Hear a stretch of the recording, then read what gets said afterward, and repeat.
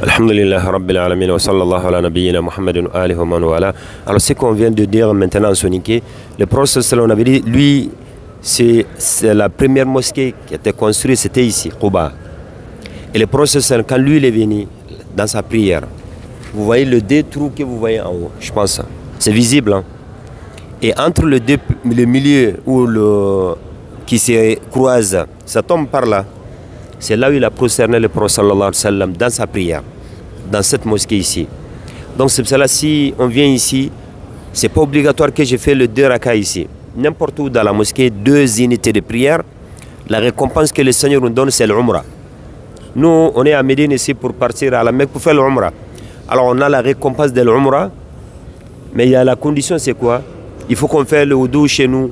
Chez nous, c'était à l'hôtel. On fait le wudu. On vient ici, on fait des unités de prière, la récompense de l'Umrah qu'Allah nous donne, subhanahu wa ta'ala.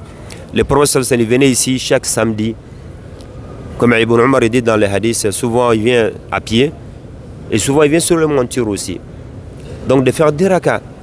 Mais le Hassana, c'est masha'Allah. Si on regarde ici, c'était l'ancien. Et lui-même, il a prosterné ici, sallallahu alayhi wa sallam. Il y avait des marques à parterre ici avant. Mais souvent les gens, donc là, ils de se soucier, de faire des choses. Mais quand même, les 2.1, il reste quand même de dire, ah voilà, toujours que ça reste aussi, que ça reste dans l'histoire, toujours jusqu'au jour de la résurrection.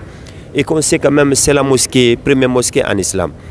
Et les hypocrites, comme je dis dans le bis, ils ont construit une autre aussi, pour éviter que le musulman vienne ici. Mais après, finalement, Allah subhanahu wa ta'ala, le prophète, il a ordonné aux musulmans d'aller démolir leur mosquée, que ce n'était pas une vraie mosquée aussi, comme vous savez. Donc si nous on vient ici, c'est la méditation. Allah nous donne le hasanat, et surtout qu'on fait beaucoup de dua dans nos prosternations. C'est ça le plus important. Soit ici, ou à Médine, ou à la Mecque, ou n'importe où, si on prosterne devant Allah subhanahu wa ta'ala, comme il a dit le prophète sallam, c'est le moment qu'on est plus proche d'Allah subhanahu wa ta'ala, c'est le sujoud. Donc il faut faire dua, il faut demander à Allah subhanahu wa ta'ala beaucoup de khair, Inch'Allah. Et après, alhamdulillah, il n'y a pas grand chose. Ça ne veut pas dire qu'il faut faire 2 rakas qu'on gagne 2 umrah, 4 rakas pour gagner. Non. Si on souhaite avoir plusieurs umrah, alors il faut faire plusieurs allers-retours. J'ai fait le wudu chez moi, je reviens, je fais 2 rakas. Et alhamdulillah, il n'y a pas de problème.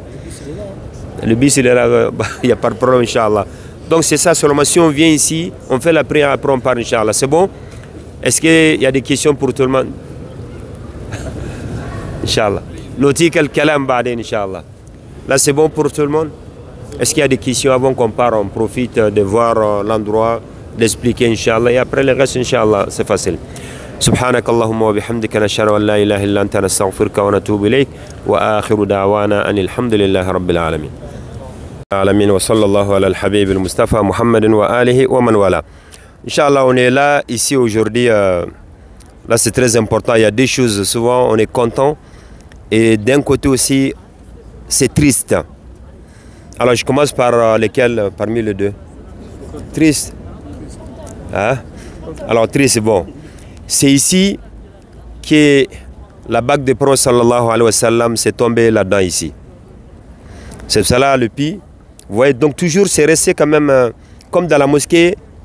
On arrive à voir Biru Beirouha. Jusqu'au jour d'aujourd'hui, on voit quand même l'endroit exact. Donc ici aussi, c'était un puits, l'époque de Prophète sallallahu alayhi wa sallam. C'est à côté de sa mosquée, à côté de Quba, la première mosquée en islam. Alors, un jour, la bague de Prophète sallallahu alayhi wa sallam, vous savez, c'était marqué Muhammad Rasulullah. Muhammad, lui, il est en bas, Rasul au milieu, Allah, il est en haut. C'était le tampon de Prophète sallallahu alayhi wa sallam. Et le Prophète sallallahu alayhi wa sallam, il utilisait ça pour envoyer des lettres. Donc, ça, comme vous savez, quand le Prophète sallallahu alayhi wa sallam il est décédé, c'est qui l'avait? C'est Abu Bakr Siddiq, le premier calife de l'islam, radiyallahu anhu. Après lui, il y avait qui? Il y avait Omar, radiyallahu anhu. Et après Omar, il y avait qui? Il y avait Ousmane. Alors Ousmane, on sait quand même ces 3 compagnons, masha'Allah, il s'est trouvé ici. C'est là lieu de rencontre ici souvent. Un jour, lorsque le prophète sallallahu alayhi wa sallam, Abu Bakr, Omar, ils sont décédés. Donc c'est nostalgie. Omar et Ousmane, il est tout seul maintenant. Alors s'il vient ici, de se rappeler de ses amis. Ses amis qui? Des prophètes sallallahu alayhi wa sallam jusqu'à Omar. Et après, il avait la bague, souvent il regarde la bague, il sort, il regarde, et la bague s'est tombée là-dedans ici. Et quand c'est tombé jusqu'au jour d'aujourd'hui, ils n'ont pas trouvé. Ils ont enlevé de l'eau, la terre, tout, introuvable. Donc ça, c'est la première chose triste. Et c'est de là aussi, il y en a qui profitent d'accuser Ousmane des choses inutiles qui ça n'a rien à voir avec la vérité. Allah, il a voulu que ça parte comme ça et c'est parti. Et la bague, jusqu'à maintenant, personne ne sait où il est parti. Selon la normalité, il était là-dedans, mais ils ont enlevé de l'eau. La terre, donc normalement, c'était facile de trouver. Mais non, donc Allah, il a voulu comme ça.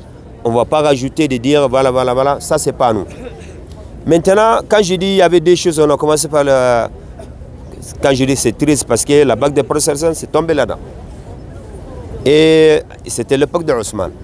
Mais par contre, ce qui est, alhamdulillah, on est content, c'est de là, le prophète sallallahu alayhi wa sallam a annoncé les 10 personnes qui vont rentrer au paradis, que le prophète il a annoncé directement. Vous savez c'est qui?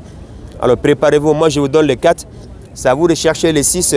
Dans le bus, les volontaires ils nous donnent c'est qui les 6. Moi je vous donne les 4.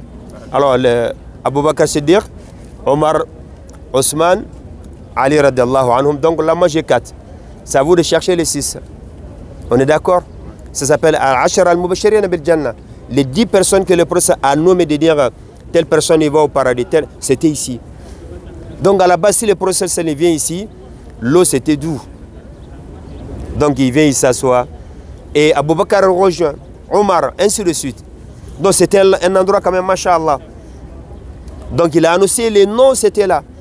Donc on a beaucoup de hadiths de prophètes qui parlent de cet endroit, ou qui parlent des 10 personnes qui vont au paradis. Et il y a d'autres riwayat qui rajoutent aussi.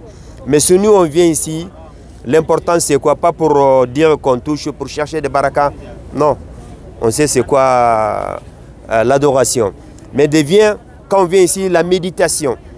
Comme le prophète sallallahu alayhi wa sallam, il était bien avec ses amis, ses compagnons, les khalifes, après lui, ridwanullahi alayhim, wa sallallahu ala nabiyyina Muhammad wa alihi wa sahbihi ajmaïn. Ça, on arrive à comprendre ici, que nous, on doit être attentifs aussi.